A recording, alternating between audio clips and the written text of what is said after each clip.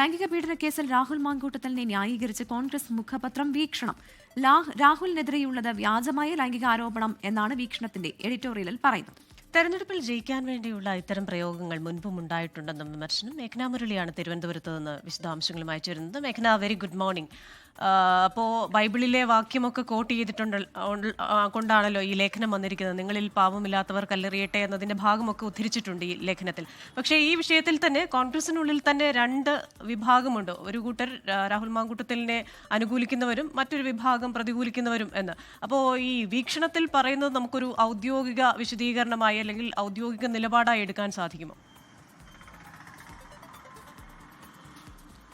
Good morning Christina, Pravitha. അതിൽ പ്രധാനമായും രാഹുൽ മാങ്കൂട്ടത്തലിനെതിരെ വന്നിട്ടുള്ള ലൈംഗികാതിക്രമ പരാതി, അതിൽ മുഖം നോക്കാതെ നടപടിയെടുത്തു. അതുപോലെ തന്നെ പാർട്ടിയിൽ നിന്ന് പുറത്താക്കിയടക്കമുള്ള കാര്യങ്ങൾ, വിശദീകരണങ്ങളാണ് ഈ കഴിഞ്ഞ ദിവസങ്ങൾ അത്രയും കോൺഗ്രസ് നേതൃത്വവും VD സതീശനും ഒക്കെ നൽകുന്നത്. പക്ഷേ അത് അങ്ങനെയല്ല, അല്ലെങ്കിൽ കോൺഗ്രസിൽ ഒരു ഭിന്നാഭിപ്രായം ഉണ്ട് എന്ന് തെളിയിക്കുന്ന രീതിയിലാണ് ഇപ്പോൾ കോൺഗ്രസിന്റെ മുഖപത്രമായിട്ടുള്ള വീക്ഷണത്തിൽ ഒരു എഡിറ്റോറിയൽ വന്നിരിക്കുന്നത്. പാപം ചെയ്യാത്തവർ കല്ലെറിയട്ടെ എന്ന തലക്കെട്ടിലാണ് ഈ മുഖപത്രം എഴുതിയിരിക്കുന്നത്. അതിൽ പ്രധാനമായും പറയുന്നത് CPM കഴുത്തറ്റോളം വെള്ളത്തിൽ അല്ലെങ്കിൽ മാലിന്യത്തിൽ മുങ്ങി നിൽക്കുകയാണ്. ഈ മാലിന്യത്തിൽ മുങ്ങി നിൽക്കുന്ന സാഹചര്യത്തിലാണ് കോൺഗ്രസിനെ പഠിപ്പിക്കാൻ അല്ലെങ്കിൽ കോൺഗ്രസുമായി ബന്ധപ്പെട്ട് ഒരു സദാചാര പ്രസംഗം CPM നടത്തുന്നത് എന്നുള്ള ഒരു ആരോപണമാണ് കോൺഗ്രസ് മുഖപത്രത്തിൽ പ്രധാനമായും വരുന്നത്. അതുപോലെ തന്നെ രാഹുലിനെതിരായിട്ടുള്ളത് ഒരു വ്യാജ ലൈംഗിക ആരോപണമാണ്. അത് ജനപ്രിയനായ ഒരു നേതാവ്, അത് പാലക്കാട് ജില്ലയിൽ നിന്ന് വലിയ ഭൂരിപക്ഷത്തിൽ വിജയിച്ചു വന്ന ജനപ്രിയനായിട്ടുള്ള ഒരു നേതാവിനെതിരെ ഉയർന്നു വന്നിട്ടുള്ള ആരോപണം അത് വ്യാജമാണ് എന്നുള്ള ഒരു കാര്യം തന്നെയാണ് വീക്ഷണം മുഖപത്രത്തിൽ പറയുന്നത്. അതുപോലെ തന്നെ തിരഞ്ഞെടുപ്പ് അടുക്കുമ്പോൾ CPM-ൽ ഇത്തരം അതിസാരവും ഛർദിയും ഉണ്ടാകാറുണ്ട്. ഇത്തരം വ്യാജ ലൈംഗികാരോപണങ്ങൾ ഉണ്ടാകാറുണ്ട്.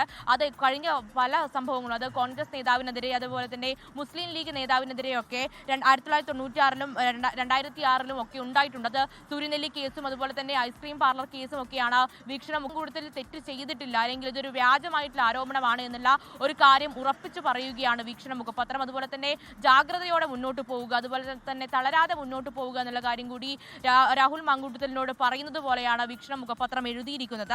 അതിൽ പ്രധാനമായും നമുക്ക് മനസ്സിലാക്കേണ്ട കാര്യം എന്ന് പറയുന്നത് കോൺഗ്രസിൽ തന്നെ വിഭിന്നാഭിപ്രായമുണ്ട്. അത് കോൺഗ്രസിന്റെ ഒരു ഔദ്യോഗിക ഒരു പ്രതികരണമായിട്ട് കണക്ക് കൂട്ടാൻ സാധിക്കില്ലെങ്കിൽ പോലും വീക്ഷണം മുഖപത്രം, കോൺഗ്രസിന്റെ മുഖപത്രം പറയുന്നത് ഇതിലൊരു രാഹുൽ മാങ്കൂട്ടത്തിനെ പിന്തുണയ്ക്കേണ്ട ഒരു ആവശ്യകതയുണ്ട് എന്നുള്ളതാണ്.